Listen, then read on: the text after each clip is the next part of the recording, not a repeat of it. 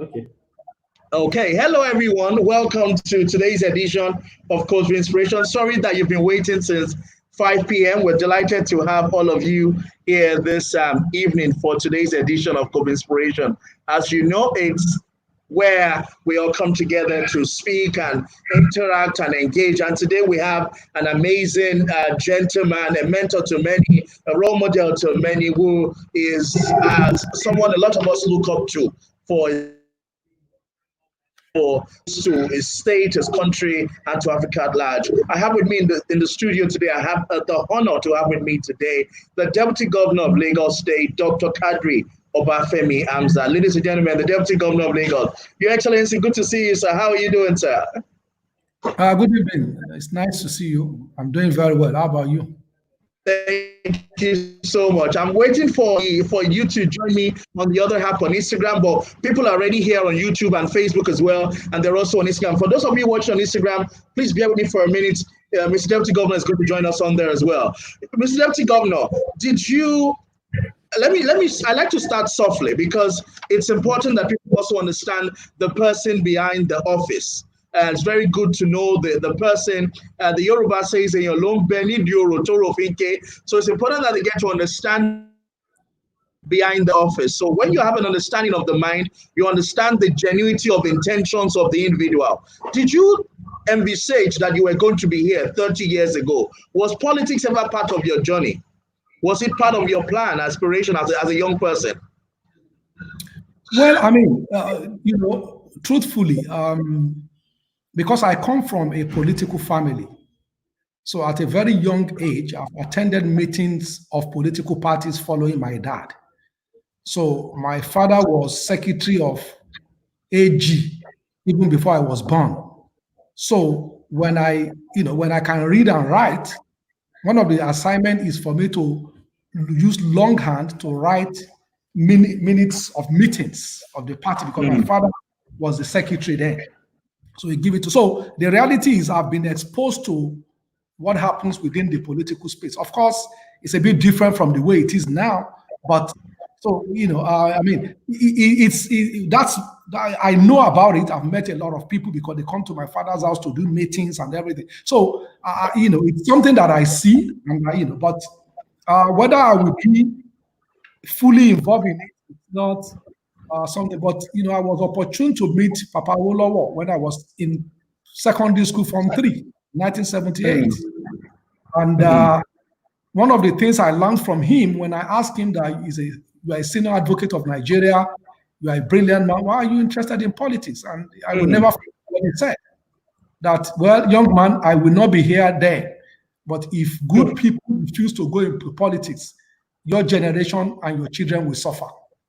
That it's important that good people participate in governance, and that if I read my Quran very well, and if I read my Bible well, I will realize that it is even, that's why we say we must pray for our leaders.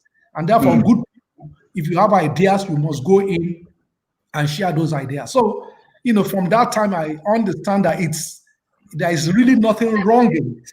You just have to bring the best to the game. So, along that line, but I mean, it's not something that I truly then planned for, but it is now. And you grew up in Lagos, if I believe, and you actually you are at the forefront of building a greater Lagos. You are at the wheel alongside Mr. Governor of taking Lagos to a greater level. It'd be nice to hear your thoughts about what Lagos you grew up in. What was Lagos like when you were growing up? And what is your vision? What is an ideal Lagos for you? Well, I mean, so, since we were young, Lagos was the capital of Nigeria. At that time, coming to Obalende, coming to Ikoyi, you see all the power movers in Nigeria. So a lot of the time it was during the military. So we see the generals and all the rest.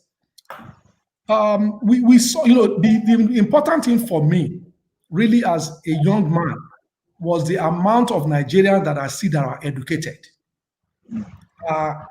I remember clearly when I was doing my PhD and I went for a program in Imperial College in London. And so I sat down in the library and I was just going through PhD thesis. And I was seeing just randomly in every subject, mechanical engineering, all the rest, civil engineering, biochemistry, and the rest. And I was seeing Nigerian names, a lot of Nigerian names, people who have PhDs in the 60s, in the early 70s. It was amazing that we have this enormous amount of intelligent, educated people. And so what do we really need to do to make sure that our country is the way it should be? So it's Nigeria, at the time when we were growing up was population in the 70s, of course. So you're able to move freely. What is now Isolo used to be a village, really.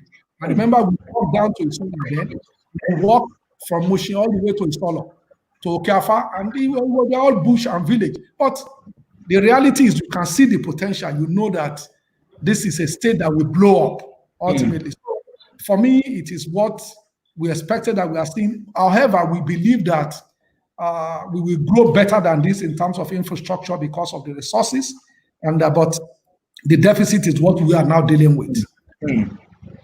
Mr. Deputy Governor, you have been here for 365 days. How would you rate yourself? Let's start from there before we then go deep into some of the things that you have done in those 365 days. Well, truthfully, I don't engage in rating us. I think we should leave that for the citizens. We just saw the various challenges that we have, and we decided that we should be tackling all of them. That's why teams came about. It wasn't just a slogan. We realized that for a city that has 211 vehicles per square kilometer in terms of density, when the national average is about 21, 22, then you know that we have a traffic and traffic management and transportation challenge. As people prosper in life, they will buy vehicles, they will build houses. So our city will keep growing. So how do we solve those problems? And that's when our research shows us clearly that roundabout in a city like Lagos does not work. At the time it was introduced, that's fine. But when you have this humongous number of people, the vehicles that are traversing this land, our land is the smallest in the country. Like I said, vehicular density is the highest in this land. In fact, next to us really is about maybe 1/10 of ours. So the reality then is we must look at what do we need to do. So for us, we realize that we cannot continue to just expand. Our land is limited. We can't. Therefore, those are why we look at our roundabout. How do we make sure that we create a better access for our people? And that's why we say, okay, we realize that roundabout doesn't work. What do we need to do? Let's signalize. And we actually did model to realize that in some cases, we can reduce traffic logjam by about 15%. In some cases, 20%. So if we are able to do gradually, plus good driving skills from all the citizens, I think we will be fine. And so that's why you can see Allen Avenue, the roundabout is gone. First roundabout in Lekki, second roundabout Abraham Adesanya. The roundabouts are gone. We are trying to do them and remove the roundabouts, do signalization. Also somewhere around the Yanopaja. So Igodo. So we are going around, but we can't do everything at the one time because then you cause chaos. So when we finish those sets, we move to another set, and so expanding the road, and then of course we've also done a lot in terms of road repairs. Fixing roads, making sure, and then drainages that have been silted for a long time, we are now moving around, removing the slits. So in terms of what makes life easy for us as people, we are trying to attack them given the challenges. And of course, COVID-19 came, which is a worldwide emergency, medical emergency. And before everybody even got to realize what it was, the moment it broke out in China, we got in touch with the Chinese government to say, what's going on here? As a sovereign, we got in touch, and then we understand. So by January, we were already having meetings. We printed enormous amount, well over 1 million pamphlets. We were meeting all the CDAs, all the CDC, the government, and to let them know that, okay, if this thing is coming to Nigeria, it will come to Lagos first. And that is exactly what happened. So we were ready, we were prepared, but it's, as everybody can see around the world, it's a global problem. But that's why we prepared, and we were sharing information with our colleague, our state, other states, to say this is what we are trying to do. This is what we are trying to. Let the commissioner of health, let them all meet, and so on and so forth. So it's work in progress for us. We just want to achieve as much as possible, make sure that our citizens live a better life. There are areas where we've not really touched, whether we are pushing so that at least we can have a semblance of good living in our country. Mr. Deputy Governor, sir, one of the key system of leadership in 21st century is data-driven leadership.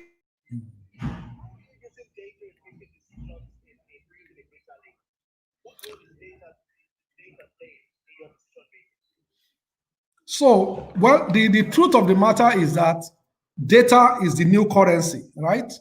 So, data is the new currency. Everybody must understand that it is the new oil. And so, for us, data drives everything that we are doing. So, let me give you an example. So, a lot of people have said, for example, that there are so many students in a given classroom. But that's not correct when you look across the state. I went to a school on the island, Lagos Island. I think it's Omar Primary School. And we have 7 kids in a classroom, 7. So what that shows me is that we have a challenge with, like you said, with data. We cannot just say, we are building 4 schools per local government and LCD. No. It must be what is the population in each area. Therefore, do we need to build more in Ikorodu? Do we need to build more in Ekpe? Do we need to build more in Ikeja?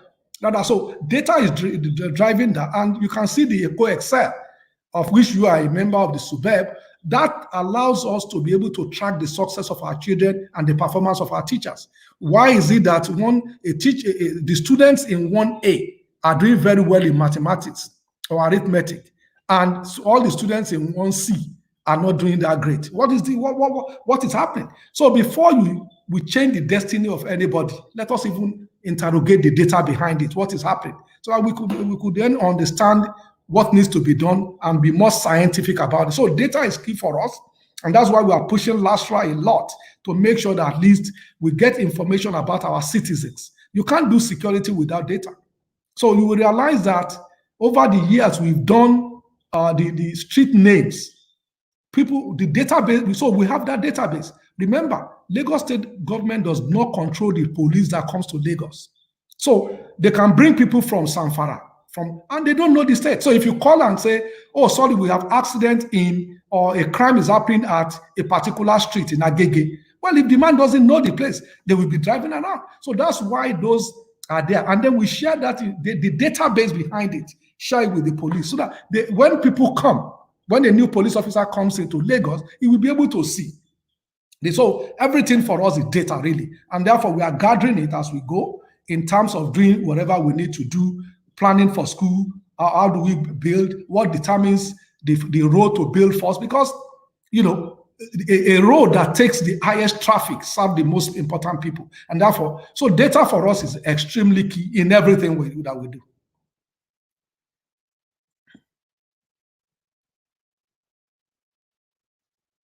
Okay. I can't hear again.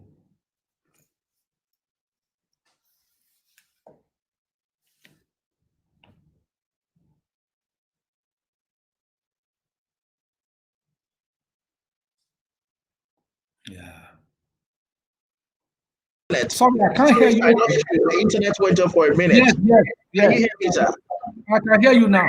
Yes. Sorry, sir. The internet went off. So you were responding to the data. Moving further, so I'm going to be back on. If you're watching on Instagram, sorry. Excellent. Okay, I'm back on board. Mr. Deputy Governor, sir, I was going to ask. Let's move to THEMES. THEMES. Yes. Transport and traffic and transport management. What would you consider your major achievement on the transport and traffic management in the last 365 days? So, I mean, as you know, that's very big, especially for a city like Lagos, where we have enormous amount of people. One of the things that I've discussed is the fact that we are removing a lot of roundabouts, which we believe are traffic gridlocks. So the essence is work on all these traffic gridlocks, make sure that traffic can flow a bit more better because of our vehicular density that I mentioned before. Also, for now, we are funding aggressively major highways like Lagos Badagry Express. So when we came in, it was around Masa and Second Gate. Now we are now in front of, we've passed trade fair now. We are hopeful by November we'll be in front of LASU. What that does for us is that it allows us to move traffic to that other part of the world, which links us to the other part, entertainment and tourism of things. Because remember, we have enormous amount of tourism structures in Badagry, the 4-story building, the point of no return, where when the Europeans came and do slavery, all those are there, the slave market, and so on and so forth. But those are destinations.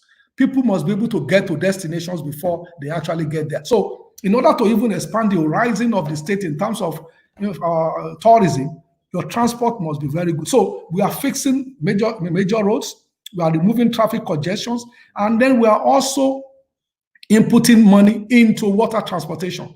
Through Lag Ferry, which is Lagos State Ferry Services, we've procured 14 new ferries, 60-seaters, 55-seaters, 40-seaters, 30-seaters, that can ferry people from Badore, Liverpool to Apapa to Marina, Badore to Viha, and so on and so forth, all those areas. So the essence is to make sure that we utilize our water transportation a bit more than it is now, because it's cheap. And then also, we're also funding our rail. And you will also notice that we just almost completed Bolade Oshodi to Katangwa Market along Abuli Egba axis for the BRT lane, which is about 14 or so kilometer BRT lane. So by the time the buses come in, maybe in the next 3-4 weeks, that will allow us to move enormous amount of people. If you can put 150 along that axis, 150 buses along that axis, it allows us to actually do a lot more in terms of moving people en masse in a city that is congested like Lagos. So we are trying to, deploy more resources into massive traffic management, conflict resolution on the road, water transportation, and of course, do BRT. Again, that doesn't stop. Remember, we are also funding our blue line now aggressively. We've done the last continuous beam construction on that. So hopefully very soon we'll be able to finalize that. And then, so we are trying to eat a lot of these elephants that are in the room, and it's not a joke, but we are trying to do what we have to do. Mr. Deputy Governor, thank you. Can you still hear me, sir? You clearly, very clearly. Excellent. Thank you, sir. I'm talking about transport and traffic management. You didn't talk about the Fourth Mainland Bridge. Is the Fourth Mainland Bridge going to happen in this administration?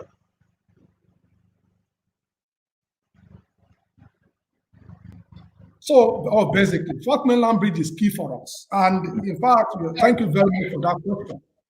So there are two sets of major roads. So we have Fourth Mainland Bridge, we have the regional road, and then we have the coastal road on that axis. Now, the regional road starts behind, so immediately you pass VGC, you make a right, and it goes all the way through to Freedom, which is about 9-kilometer road with some bridges in there. That we just flagged off about 2 days ago. That's been awarded now to iTech Construction Company.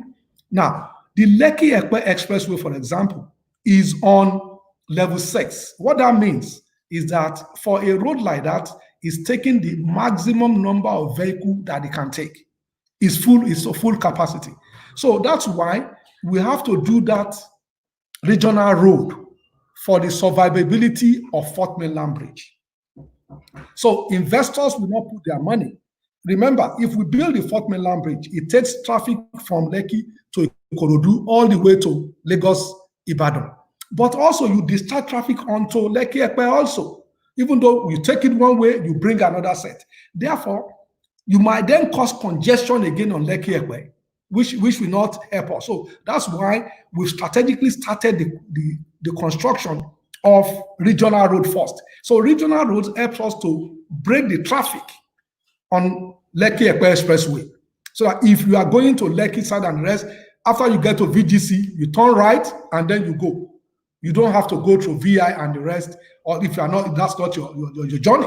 So, or if you are going to even mainland from that axis, you don't need to go through VI. So, those are the essence. So, in terms of Fourth Mainland Bridge, what is going on right now is that we've advertised 32 consortium, 32, I'm sorry, consortium put in for it. They've been narrowed down to 9. We're now evaluating. You know, it's a huge project. Therefore, we are looking at, and we got in private sector people also that will do the evaluation. So what we are also doing by the side is, for example, the environmental study analysis, the traffic count, and so on. Because what we did before was a bit old. No investor will take a look at that anymore. So we are doing that pari passu with the process. So we are hopeful that around by November, December, we'll be able to say, yes, this is the consortium that wins it. And then hopefully by the first quarter of next year, we'll be able to start construction. So it's going on, but we want to, so we advertise it and everybody applied. It's transparent, it's open. Everybody, so we saw it when the bids were open. So it's going on, but it's going to take some time because of the way it's a lot of money to build it. And we are looking for PPP. It's going to be private fund. Therefore, the process must be very clear and transparent. So that is ongoing. And by God's grace, by early next year, construction will start on the Fourth Mainland Bridge. But by that time, the regional road will have gone very far. So which improves the viability of Fourth Mainland Bridge. Absolutely.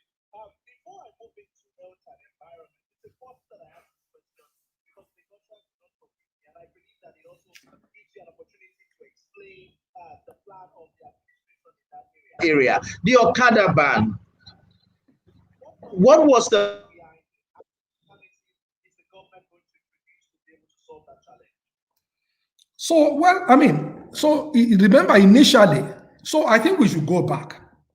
In 2012, there was a traffic law that restricted Okada from 475 roads in Lagos.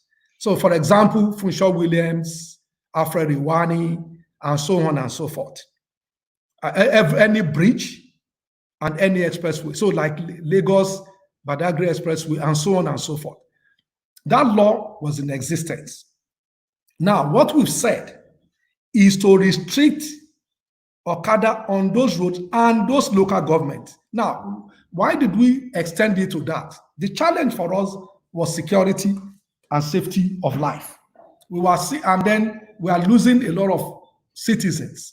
In our public hospitals, the 27 general hospital and last week making 28. What we found out is on the average every month we are losing 27 lives or 21. I'm sorry, I can't recall which one again now. I think it's 21 on the average. Since the restriction, the first month after the restriction, it came down to 1. So even if it is just 20 lives that we save, I think that is good. But in terms of security, what we see is that crime rate using Okada is becoming a challenge. And also there is the NDLEA report that now shows clearly that the means of transportation of narcotics is through Okada. So as a state government, we cannot allow, and we see that these irresponsible people transporting narcotics are involving our children. We cannot mortgage the life of our children because of anything. So that's why we came down, and we noticed that it is in those local governments that is high. That's why we come down and restrict them on that axis. So during COVID, we now extended the suspension to across the state because there is no way you can maintain social distance on Okada. It's not practical. So that exactly. So during COVID, that's why he said, okay, for during this time, please don't use. So you remember, even buses, we said the percentage they should carry is this. So maintaining social distance on Okada seems to be almost impossible. So that's what happened. Now, in terms of what is happening, we will know that we have about 600 buses at the port. Thankfully, everything has been cleared. Custom issues have been. So hopefully we will get those buses. I spoke about the BRT lane from Bolade Oshodi all the way to Katangwa. Yeah, that's around Abule Egba before you get to the boundary of Lagos. So if we are able to do that, we push that, and then we are also procuring small buses. One of the things that we are trying to do is also to make sure that we can assemble those buses here. We don't want to just buy. So if we can assemble, at least some people will be working there, create jobs for our citizens, and then make sure that those buses do the last mile. So that when you get down from the BRT or the whatever, you can have a small bus that take you to a bus station near your house. So that's what we are doing as at now. Thank you so much, sir. Let's move to health and environment. What would you consider the achievement of the administration 365 days in health? Of course, if we look at what you have done impressively in the areas of managing COVID-19, that is mute my microphone on this one because of those who are watching on YouTube and Facebook, but it's getting an echo. I hope they don't mind. Please forgive me if you are hearing me echo from home. So you've managed COVID-19 very, very well. But what do we expect going forward, Mr. Deputy Governor, in particular in terms of infrastructural development and investment into healthcare on a long-term basis? So for health, you asked about infrastructure in health. So one of the things that we are doing now is to make sure that all the facilities that were built are fit for purpose. One of the first things we started is that let us even examine our hospitals. The structures, are they built for purpose? So we engage people who build hospitals. So because if you go to UCH, for example, UCH was built years back, right? Maybe in the 50s. In the afternoon, at the wards, it's always cold because it was built with wind direction and the rest. So we said, look, why do we need to be using ACs? Even in some, because when you are doing surgery, the doctors told us that because of the hair, is better, except if it's actually needed, that we should actually have hair circulation within the system. So we got experts, they've done it with the design. So one of the things we'll be seeing very soon is that Mercy Hospital, for example, is maxed out. It's an old institution, that's where we give birth. We are building another Mercy Hospital. But because you asked that question, so we've planned it, we've designed it, and then we'll be building that Mercy Hospital very soon. Also, we'll be building another general hospital along or just axis. So, from Amuwu or Dofin all the way to, so we want to put one in Ojo, a general hospital. And then we are also looking at building another hospital in Bagada, inside Bagada, that has to do with spinal cord illnesses. So those are but more importantly, also to sort of renovate, rebuild some of our hospitals. And that has started in General Hospital, Lagos Island. You can see that some structures have been knocked down, others are starting. So we are also rebuilding the various general hospitals and then build more. So because we cannot just keep building, we must also maintain the existing infrastructure. Which is what we are doing. But we are expanding the general hospital to that axis. We want to build a new spinal cord hospital in Bagada, and the renal and cardiac center in Bagada. You notice that because of COVID, we've converted it to isolation center, but by God's grace, after COVID, it will go back to its usage. And also the IDH in Yaba, the infectious disease hospital, we are to build a permanent isolation center, 300-bed hospital, because we must prepare. In another 5 years, who knows what's going to come? So we must prepare, build that hospital there, and then an institute, an infectious disease hospital where research will be done. So those designs have been done. We are in the process of procurement, and very soon, those are the things that we'll be doing. Your Excellency, energy is a major issue in Lagos, and environment is key to that. Waste to energy.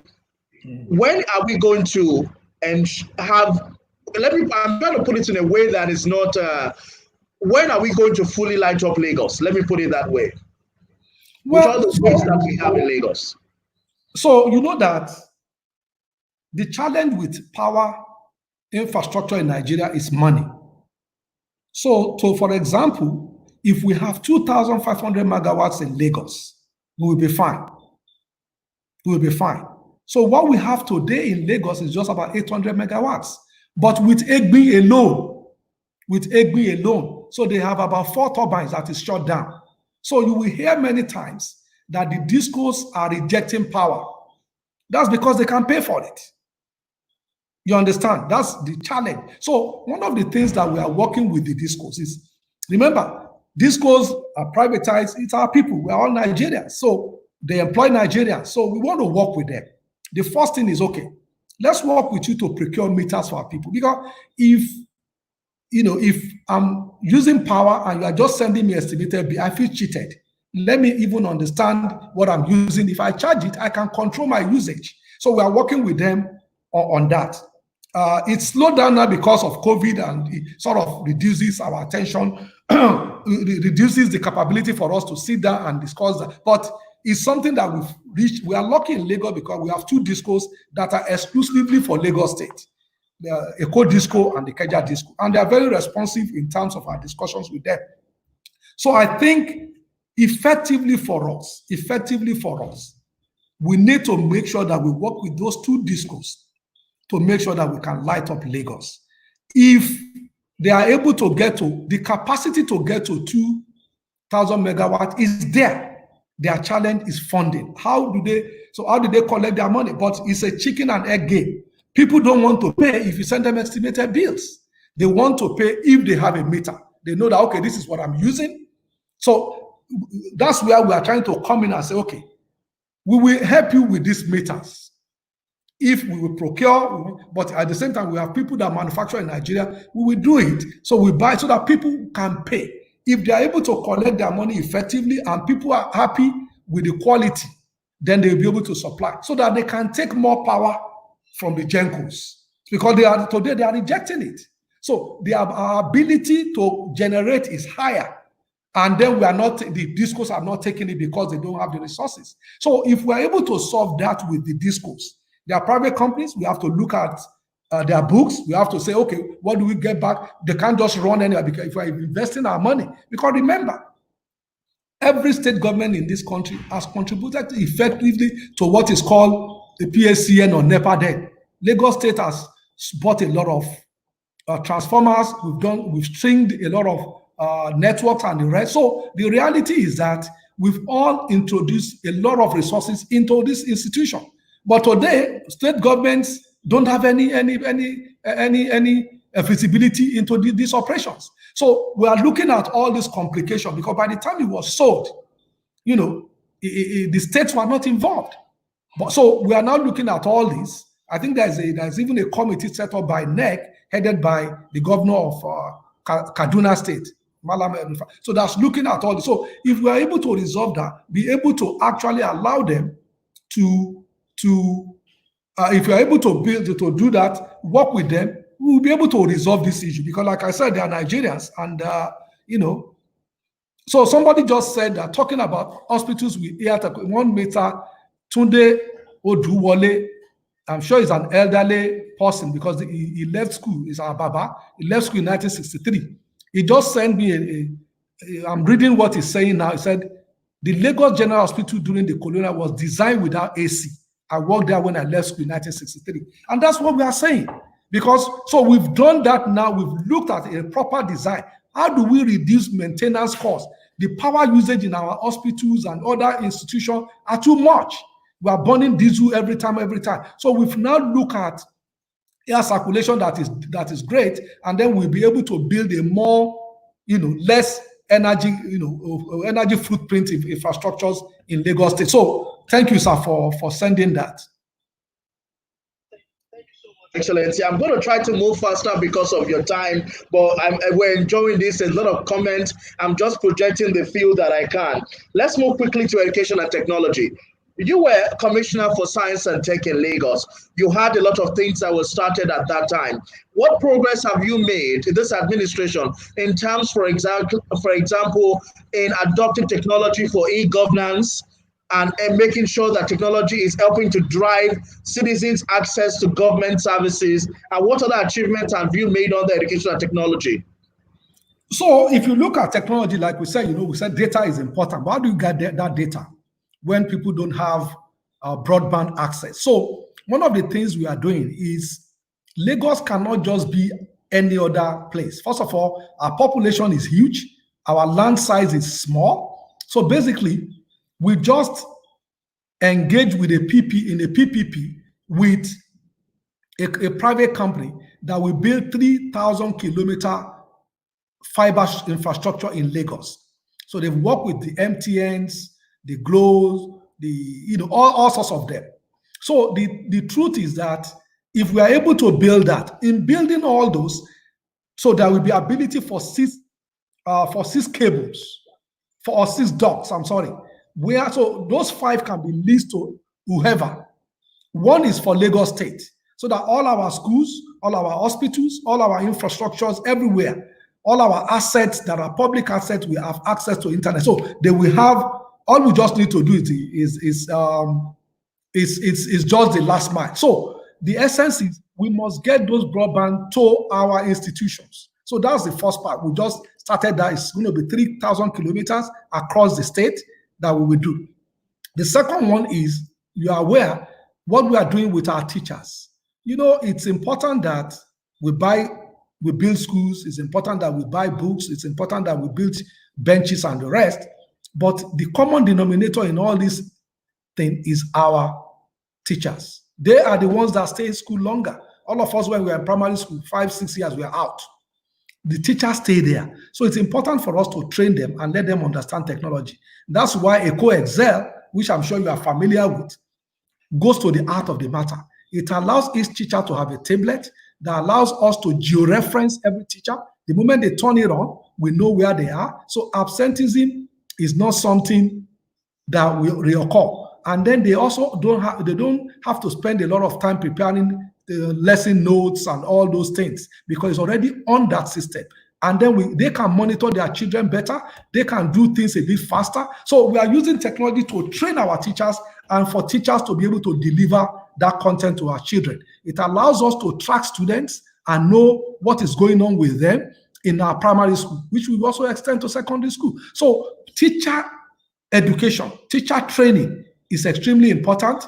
And along with our students, that we now have access to all this content. So in terms of technology, it's for us to build infrastructure that allows people, or at least all our institutions, and then the private sector to be able to access all these things without going through the pain. When we build it for them, all they need is just to put in their cable and then they are ready to go. So for education, like I said, various things, but most importantly, our primary school and our secondary school, in terms of what they can learn and how we can teach them. So this is allowing us to do a lot in that aspect. Excellent. Congratulations, Mr. Deputy Governor. Making Lagos a 21st century mega city. That is one of the vision of your administration and Mr. Governor and yourself. And at the heart of this is, for example, roads, and a lot of other things. You have been responsible for driving a lot of this alongside Mr. Governor. What are your key achievements, bearing in mind all the multi-sectoral areas covered by making Lagos a 21st century city? Security is one of them, environment, many other things beyond other things under the teams. Titling, for example, I'm interested in ease of doing business. How have we been able to move forward, in particular Lagos, making it easy for entrepreneurs to thrive in this season? Well, I mean, I think that's one of the biggest challenge for us, to make sure that people that can assist us to even employ our youths are able to do their business easily and that they are able to grow. So our job is to make sure that these businesses grow and grow very well, and so that it's important so that we allow them to be able to do their businesses well. So one of the things we've done is that we've been meeting with businesses. What are your challenges? So when people say multiple taxes, it's clear, it must be clear that we actually understand what it is. So because our constitution creates three arms of government: federal, state, and local government. So a lot of the taxes, company tax and the rest, are actually federal. So there's really not much we can do except advocacy to, So the ones that involve the state and local government, we've asked various, the NECA, for example, so to assist us so that we can streamline this thing and let people understand what needs to be paid and what not to be, so that we can streamline so we are engaging our business, because it's important that they are able to do what they are able to do. But before I go forward, I think a gentleman, Moyi Oluwa Kindana, mentioned a road I think I need to talk about. That's a saying from Ibejuleki. So Moyi Oluwa Akindona, Ibeju to Ekpe road is, well, I won't read what he said. He said it's a death trap. Please help us. It's a bad road. It's not a death trap. So good roads lead to death. So people can die on a good road if they don't drive well. But what is important is you will notice also that what we don't want to just fix it for 3 months. So you will notice that they've now, iTech is mobilizing to that side. We want to build a concrete road from that junction, the Elepo junction, all the way to the foot of the bridge. So that procurement has started, and very soon I think people will see that is going on. So we are doing that now. So I'm not Mr. Muni and Oshifeko. Makolani Yomonla should also be confident that that work will start very soon. They are mobilizing, and then they will start the work that leads to Ekpe. So in terms of the various other things, one of the things that we are also doing is to engage, like I said, do all these meetings with various agencies of government to streamline how we deal with people. So for example, if I'm an entrepreneur and then you come to my office to do whatever, I shouldn't ask you to go and bring a letter from an agency, from any agency of government. It should be my responsibility to contact that agency of government to say, well, do you have this document? If the man has submitted that document to one agency, I shouldn't ask him to go and bring it. So we are trying to collate all that so that we can make it easy for people to do their business in Lagos. And then, of course, you mentioned roads CD. So somebody just people are sending a lot of comments. So there's so many comments. Okay, I'm going to shut down the comments for now. It's okay. He's saying that give them their time. No, it's okay. Okay, sir. It's okay. He said regarding the common denominator about teacher, what is your plan about the Faculty of Education and the tertiary education in Lagos State to also be beneficiary of? Well, you must understand one thing: a university is totally different. A university is not, you understand? So that's why you have your vice chancellor. That's why. So they will plan as much as possible. We don't interfere in the operations of a university. Okay, that's why you have your university, you have your council, and so everybody there is a professor, so they should be able to plan. They know about education better than us.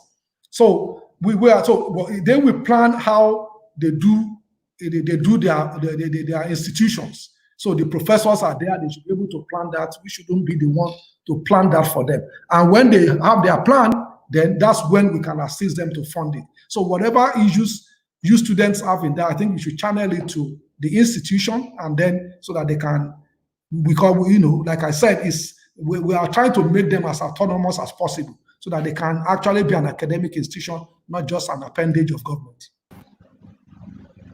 Yes, sir, sorry, my network is having issues. I lost you again. Oh, okay. So the questions that came up about ease of doing business and everything. I wanted to add two things: titling in areas of lands and infrastructure, housing, and all of that. Then youth employment. It's also part of making Lagos 21st century wealth creation. Any thoughts on that, sir?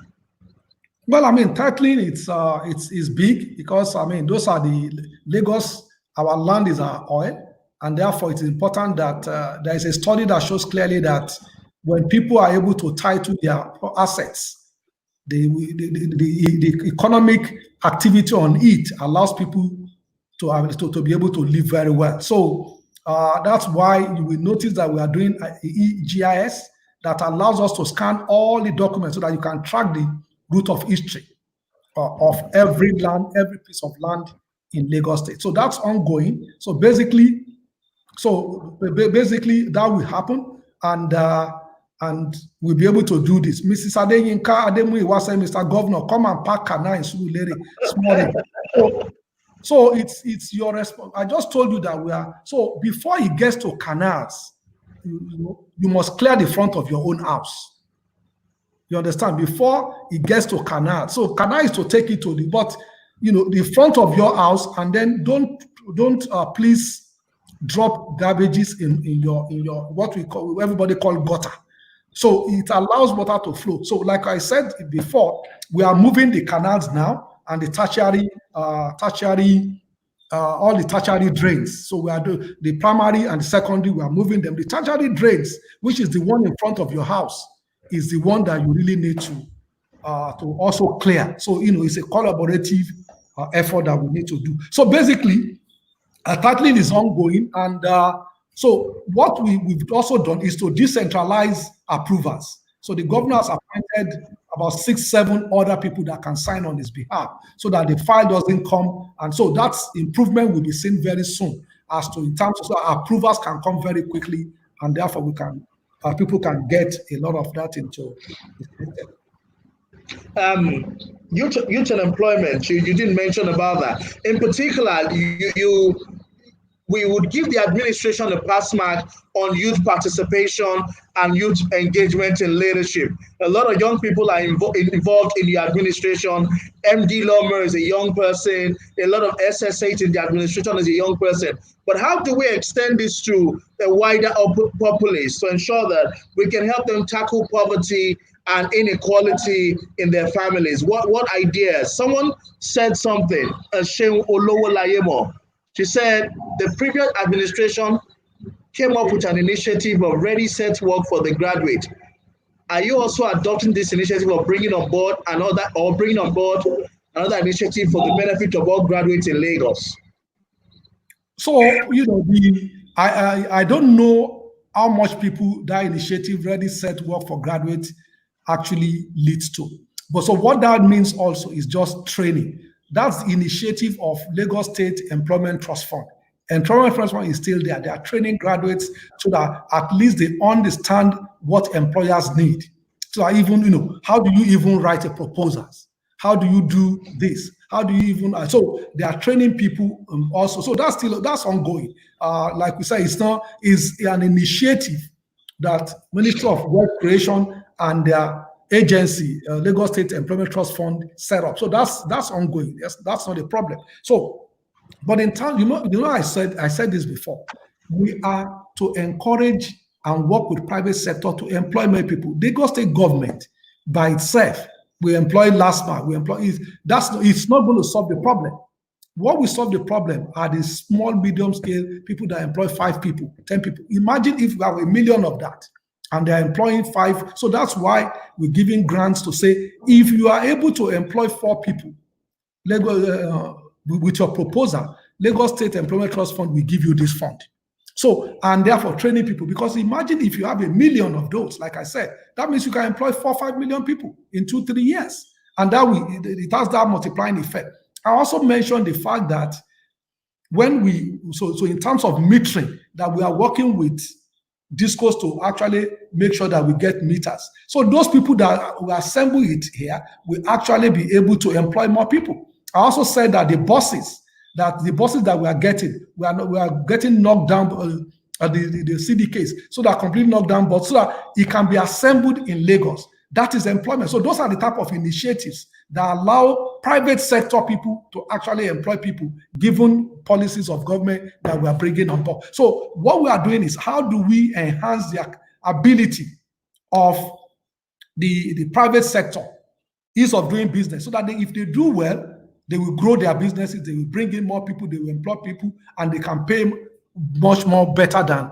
even what government can do. So I think that's what we are doing. So if you remember I said that when we want to light up Lagos, our best bet is to work with the discos to make sure that they are able to buy more power from Gencos. Today, they are rejecting power. So which means we are generating a lot that we are not using, probably 50%. So if we are able to do that now, if we are able to assist them with metering, they bring in more people for analysis, so on and so forth, for collections, for this and that, for monitoring, engineers checking the line. So because of their losses. So the reality is our concern is making the environment easier for private sector so that they can employ a lot more. Lagos State government will employ people, no question.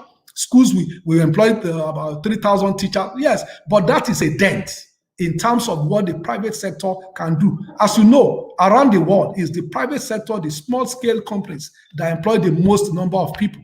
And that's why when you see COVID-19 happening in, say, for example, United States, you see that within that space, about 40 million people have lost their jobs because a lot of the small companies, small, medium-scale companies have shut down. So, and then the people restaurants that employ 10 people, supermarket that employ 5 people, they've all shut down. And that's why so it's our responsibility is to engage with the SMEs and make sure that they do well and flourish. And that's why part of what we are funding is how do we make sure that the SMEs get their resources, they're able to do better and do training and so on and so forth. So that's the initiative behind that, is to assist basically. The biggest number that can be employed will be from the private sector. So what we need to do is to work with them to make sure that they are better in their ability to actually employ more people. Talking about making Lagos the 21st century, it's really wide. So there's a lot of issues under it. Someone, Adeyemi Adeleye, says truck-related accident is still a concern.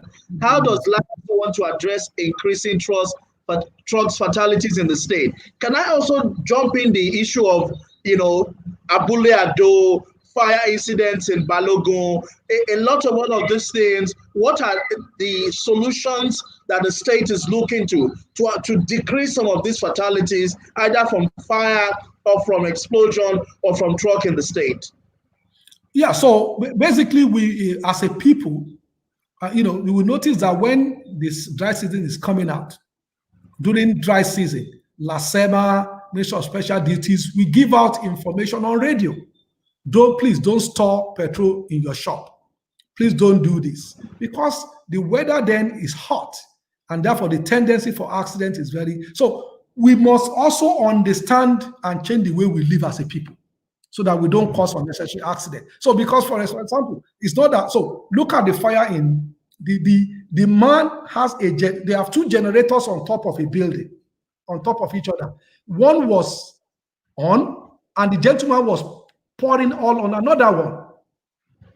So, because of that carelessness, the whole place got fire. So we must understand what we are doing so that we don't kill ourselves and kill other people.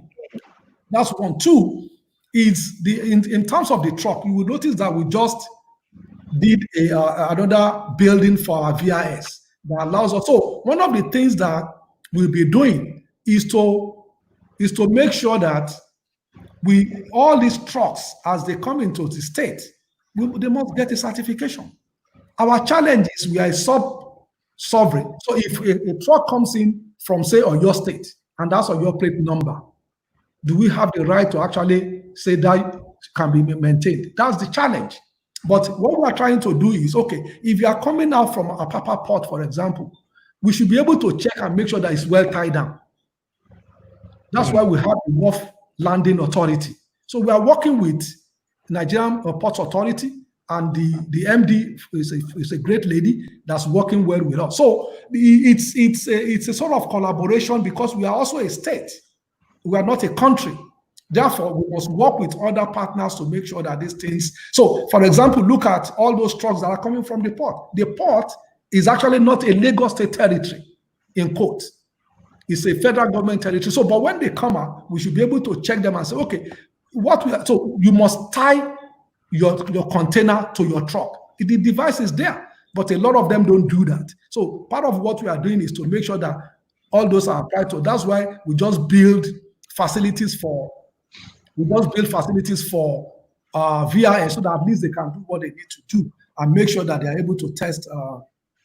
So, Mrs. Oluwatope Agbola Lawansin, you are doing a great job, sir. However, I implore you to help ease the stress of those living around Ijegun Jagemo. Yeah, I know. That's where you live, so that's what you see.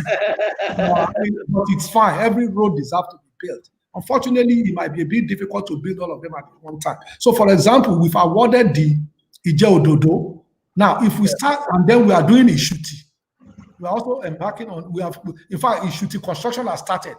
I saw it about, I don't know, about 2 months or so ago. They've done a lot of the drains. So if you start Ijegun, if you are doing Ishuti and you are doing Ije-Ododo, to take Ijegun Jagomo at the same time, I think we choke that community. So we need to also be careful so that we don't. But Ijegun Jagomo is one of the roads that we even talk about.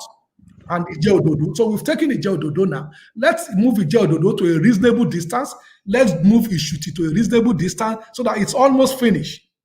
And then we can start Ijagemo and some of them along that axis. So it's not, I like you, please, keep sending it. These roads deserve to be built. Unfortunately, it's a bit difficult. It will choke us if we do all of them at the same time. And then so that we can spread out a lot of things, so that we don't solve a problem and create another problem. So let's do them in batches. Sorry, it hasn't come to you, but it will get to you, certainly. To wrap up, thank you so much for your time, Mr. Deputy Governor.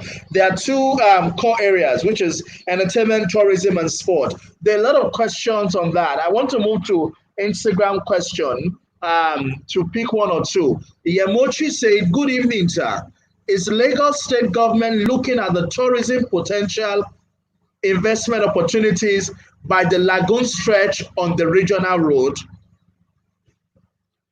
And what other achievements can we celebrate on tourism, entertainment, and sport?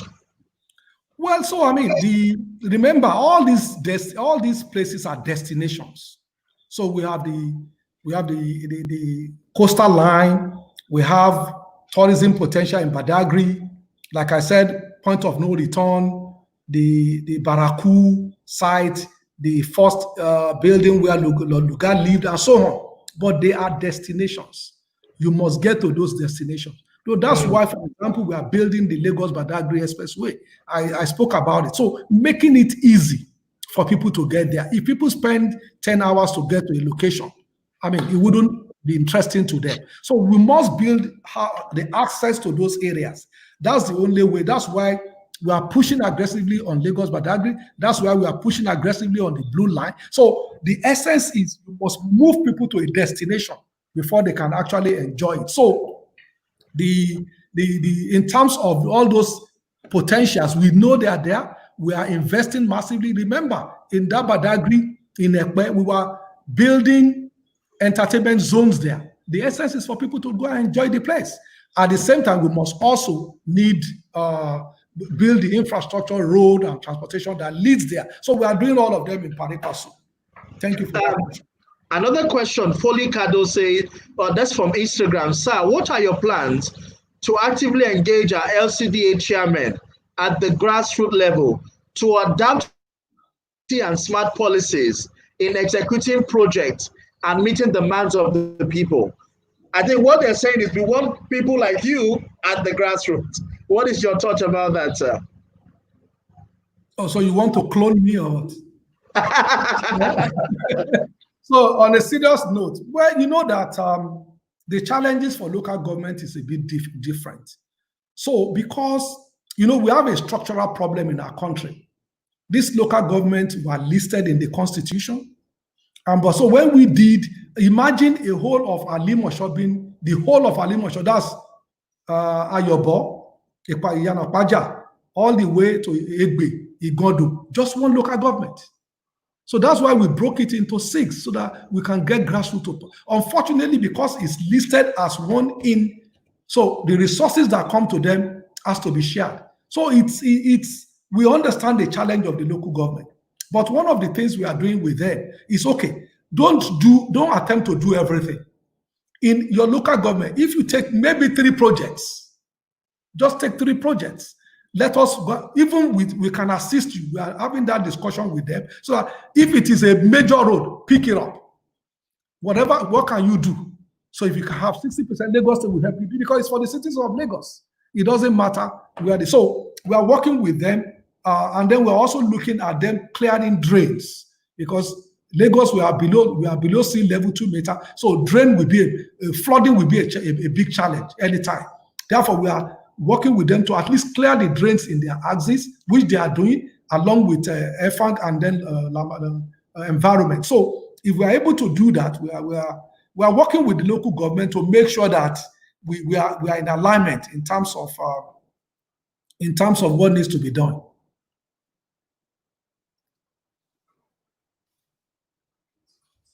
What's it called?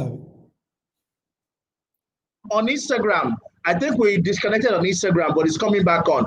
But we are here with you on YouTube and Facebook, and a lot of people, we can't take all the comments. I see all of them.